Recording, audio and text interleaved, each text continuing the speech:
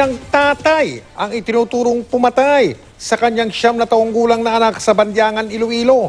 Tinakpan naman ng sospek ng unan ang mukha ng kawawang bata.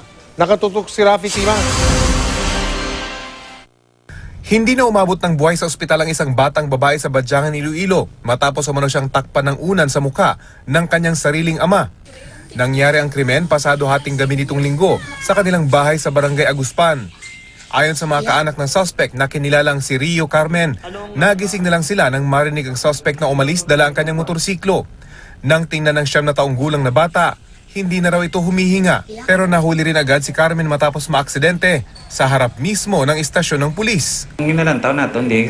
Ang tinitingnan natin based sa investigation is family problem and at the same time nervous breakdown or depression.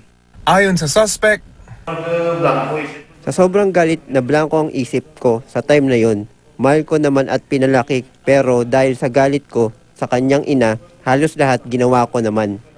pero ayon sa pulisya, posible ring nagawa ng suspect ang krimen dahil sa away nila ng kanyang live-in partner na nagtatrabaho sa ibang bansa.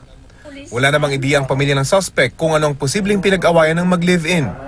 Langga, gano'n na magtama. Mahal talaga namin yan. Mula nung bata pa, hindi nga nakatikim ng kurot. Nagulat nga kami na bakit nagawa niya ito sa bata.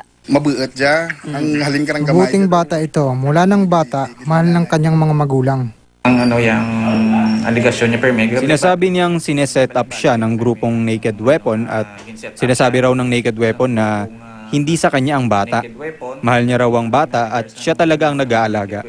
Itong Naked Weapon is beyond imagination at hindi nag-exist dito sa Bandiangan. Rafi Tima, nakatutok, 24 oras.